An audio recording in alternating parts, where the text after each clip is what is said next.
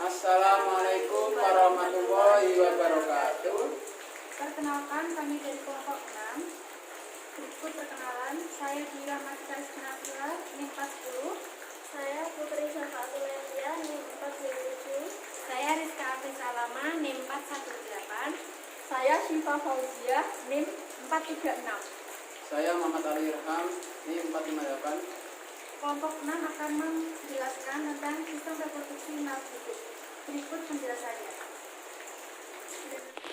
Di sini saya akan menjelaskan tentang reproduksi vegetatif alami. Reproduksi vegetatif alami itu sendiri adalah perkembangbiakan tanpa campur tangan oleh manusia. Contohnya dapat contoh dari umbi akar, yaitu singkong. Singkong ini tidak memiliki baku-baku dan tunas, sehingga akar yang di sini tidak bisa dapat diperkembangbiakan. Cara reproduksinya yaitu selanjutnya, reproduksi secara vegetatif alami yaitu bertunas. Contohnya yaitu pohon pisang. Pohon pisang akan bertunas di samping induknya dan membentuk individu baru yang akan menjadi pohon pisang dewasa. Selanjutnya yaitu tentang vegetatif alami, contohnya yang kedua yaitu akar tinggal atau rizoma. Contohnya yaitu ini adalah temulawak. Temulawak ini nantinya kalau akarnya masih ada di dalam, nanti kalau saat disirami maupun kena hujan akan tumbuh seperti ini.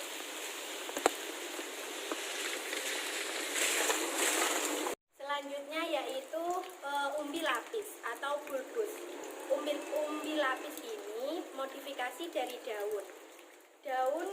Pada lapisan daun yang terluar itu berfungsi untuk melindungi bagian yang ada di dalam. Jika nantinya lapisan daun mengering, nanti akan bertunas yang disebut siung. Contohnya ada bawang merah, bawang putih, dan bawang bombay.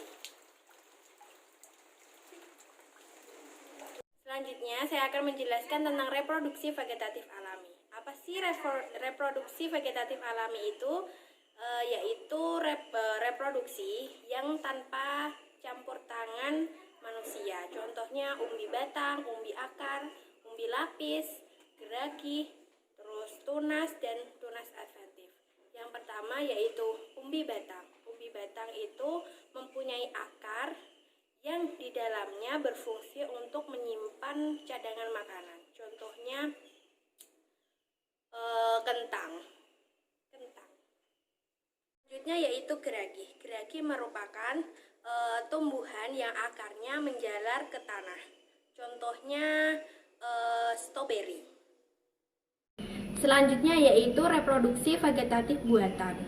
Reproduksi vegetatif buatan yang dibantu oleh tenaga manusia. Contohnya stek, mencangkok, dan merunduk. Saya akan menjelaskan mengenai hewan invertebrata.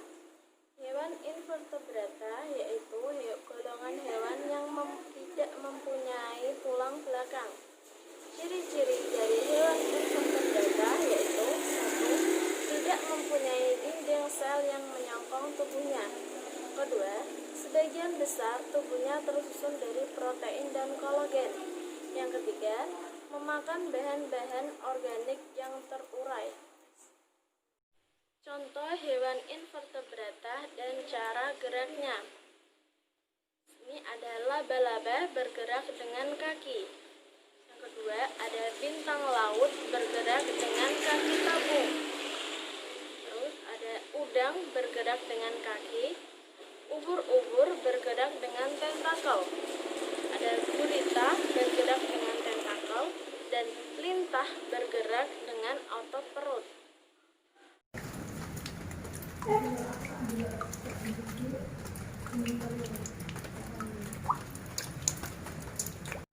Nah, udah lihat kan videonya? Ikan itu termasuk hewan vertebrata atau invertebrata? Yap, betul. Ikan termasuk hewan vertebrata. Apa sih hewan vertebrata itu? Hewan vertebrata adalah hewan yang bertulang belakang. Nah, untuk cara perkembangbiakannya ada 5 kelas. Yang pertama adalah aves atau burung. Mereka berkembang biak secara ovipar atau bertelur. Yang kedua ada yang namanya reptil. Mereka secara ovipar, tapi sebagian juga ada yang ovovivipar. Ovovivipar, telur menetas di dalam oviduct. Kelas yang ketiga adalah amfibi. Mereka hidup di darat maupun di air. Contohnya adalah katak. Mereka berkembang biak secara ovipar. Dan yang keempat adalah mamalia. Mereka berkembang secara vivipar atau melahirkan. Contohnya adalah kelelawar. Yang terakhir adalah kelas Pisces atau ikan. Mereka secara ovipar. Kali ini saya akan menjelaskan pada teman-teman sistem reproduksi yang ada pada wanita. Di sini terdapat vagina, cervix, indung telur, dan tuba fallopi. Vagina yaitu saluran yang menghubungkan organ uterus dengan tubuh bagian luar. Fungsinya sebagai saluran persalinan. Selanjutnya yaitu cervix. Cervix biasa disebut sebagai leher rahim. Cervix merupakan bagian dasar uterus yang berbentuk menyempit. Indung telur. Indung telur biasa disebut sebagai ovarium. Ovarium merupakan organ yang sangat penting dan yang sangat utama bagi perempuan. Jumlah ovarium adalah sepasang. Letaknya itu berada di bagian pinggang, bagian kiri, dan bagian kanan. Kemudian fungsi dari indung telur supaya dapat menghasilkan hormon progesteron dan estrogen. Tuba fallopi. Tuba fallopi merupakan saluran memanjang sesudah infundibilum yang mempunyai fungsi tempat fertilisasi dan jalan untuk sel ovum menuju uterus dengan bantuan silia pada dindingnya. Selanjutnya yaitu adalah sistem reproduksi pria. Sistem reproduksi pria yang kita ketahui yaitu adalah penis adalah sebagai saluran untuk mengeluarkan sperma ataupun untuk membuang kotoran.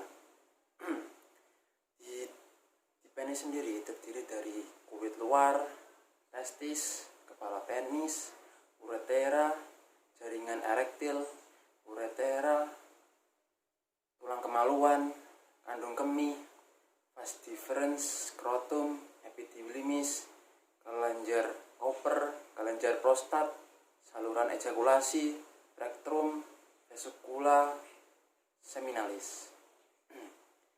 Nah, saya akan menyebutkan salah satu fungsinya, yaitu adalah testis.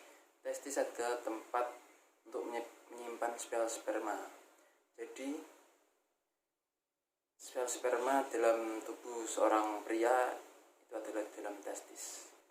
Terima kasih sudah menonton video kami.